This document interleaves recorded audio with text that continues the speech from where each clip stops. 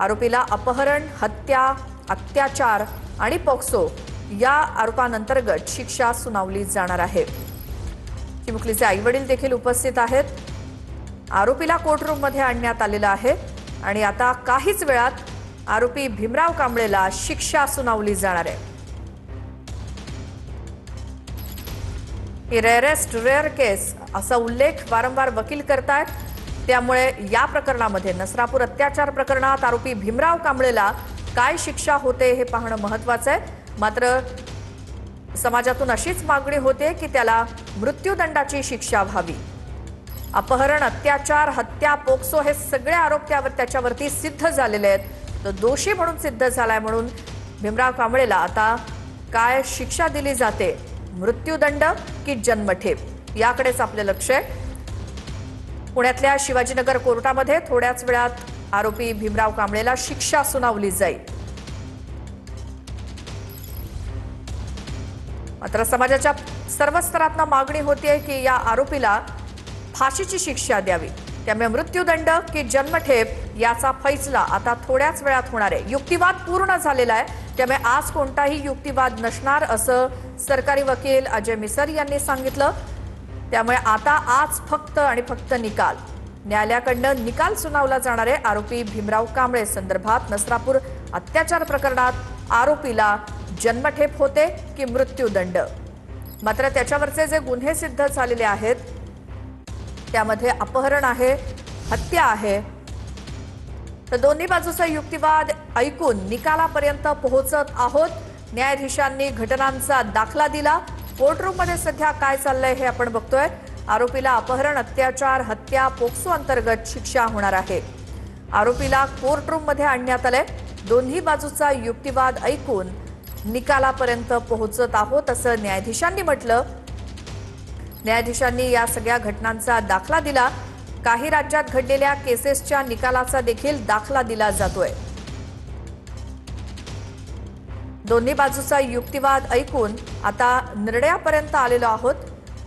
आरोपी कांबळेला कोर्टरूममध्ये आणण्यात आलेलं आहे। एस.आर. साळुंखे यांच्या विशेष न्यायालयासमोर आज सुनावणी होतीये। दोन्ही बाजूचा युक्तिवाद ऐकून निकालापर्यंत पोहोचत आहोत असं न्यायाधीशांनी म्हटलंय।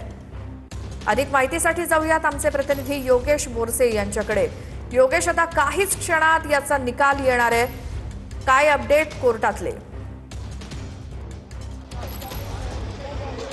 निश्चितच अवघ्या काही क्षणात या घटनेचा निकाल येईल। आरोपी भीमराव कांबळेला फाशी होणार की जन्मठेप या संदर्भातला निकाल कोर्ट देणार आहे। काही वेळापूर्वीच या ठिकाणी ज्या सरकारी वकिलांची या प्रकरणात नियुक्ती करण्यात आली होती ते अजय मिसार कोर्टाच्या बाहेर होते आणि त्यांनी देखील प्रतिक्रिया दिलेली आहे की अवघ्या तासाभरात या संपूर्ण घटनेचा निकालाचं वाचन हे न्यायाधीशांकडून केलं जाणार आहे। कारण आज कुठलीही सुनावणी पार पडणार नाही, कारण 4 दिवसांपूर्वीच जी काही आर्ग्युमेंट होती ती देखील झालेला आहे, सुनावणी पार पडलेली आहे। त्यावेळी भीमराव कांबळेला न्यायाधीशांनी दोषी ठरवलेला आहे आणि आज त्यावेळी निकाल हा राखून ठेवण्यात आला होता। आज निकालाचं वाचन हे अवघ्या काही वेळात केले जाणार आहे। कोर्टाकडून नेमका काय निकाल येणार हे देखील बघणं महत्त्वाचं आहे।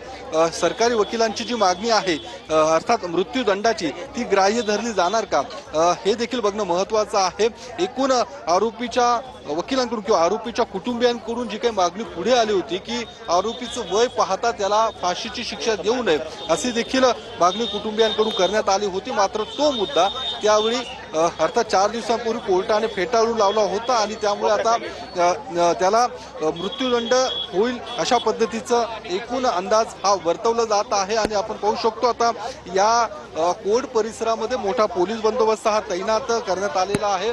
पुणेकरांची मोठी गर्दी आहे। कोर्टामध्ये देखील या चिमुरडेचे कुटुंबीय उपस्थित आहे। मागच्या सुनावणीच्या वेळी देखील कुटुंबीय उपस्थित होतं। आता त्या कुटुंबियांचं देखील म्हणणं तेच होतं, कारण मागच्या वेळी वडिलांनी देखील विनंती कोर्टाकडे केली होती की आरोपीला मृत्यूदंडाची शिक्षा व्हावी, कारण अशा घटनांची पुनरावृत्ती टाळता येऊ शकते आणि त्यामुळे हा जर आरोपी जेलमध्ये राहिला तर पुन्हा एकदा अशा पद्धतीने अत्याचार इतरांवरती करू शकतो। त्यामुळे कोर्ट या सगळ्या मागणींची कशा पद्धतीने विचार करतो ते देखील पाहणं महत्त्वाचं आहे।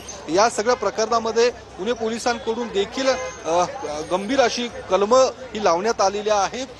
सर्व काही ठोस पुरावे देखील कोर्टापुढे मांडण्यात आलेले आहेत। त्या मुलीचा मेडिकल रिपोर्ट असू दे किंवा इतर सीसीटीव्ही फुटेज असू दे, जवळपास 55 पेक्षा जास्त लोकांची साक्ष या प्रकरणामध्ये कोर्टात नोंदवण्यात आलेली आहे। अनेक कागदपत्र हे जमा करण्यात आलेलं आहे। पुणे पोलिसांकडून साधारणतः या संपूर्ण घटनेचा 16 दिवसातच एकूण तपास हा पूर्ण करण्यात आलेला आहे। चार्जशीट देखील दाखल करण्यात आली होती। पुणे पोलिसांचे देखील निश्चितच या सगळ्या प्रकरणामध्ये जी काही कामगिरी पाहिली तर निश्चित कौतुकास्पद आहे।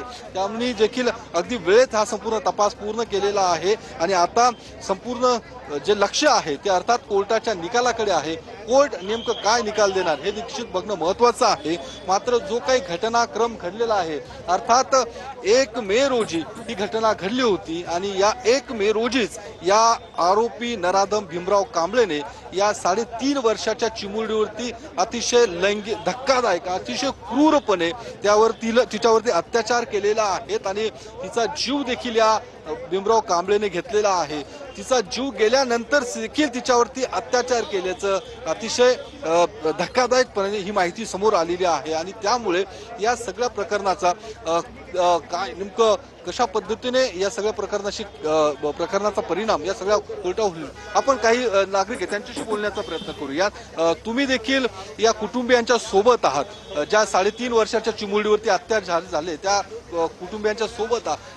तुम्ही मागच्या वेळी देखील सुनावणीच्या वेळी या ठिकाणी उपस्थित होता। नेमकं काय तुमची मागणी असणार आहे? कोर्ट काय निकाल देऊ शकतो? कोर्ट न्यायालयाने निकाल फाशीची शिक्षा व्हावी हा द्यावा हे आमची इच्छा आहे किंवा मागणी आहे पूर्ण समाजाची। कारण की हे असेच बाहेर चालत राहिलेत, हे अशाच कृत्य होत राहिलेत, हे असेच आरोपी, त्यांना काहीच टेन्शन नाही, त्यांना काहीच भीती नाहीये, हे असेच फिरत राहिले। भीती कुणाच्या मनात आहे? ज्यांना मुली आहेत, ज्यांचे कारणासाठी काही शिक्षणासाठी बाहेर पडत आहेत, काही जॉबसाठी ह्याच्यासाठी, तर ह्यांच्याच मनात भीती आहे, ह्यांना काहीच भीती नाही। तर ह्यांची आई वडिलांची मुलींची भीती निघून जावी आणि हे भीती आरोपीच्या मनात यावी म्हणून ह्यांना फाशी झाली पाहिजे। आणि हे इथून पुढं असाच जर कायदा जर झाला तर खरंच या गोष्टीला आळा बसू शकेल असं एक अपेक्षा आहे।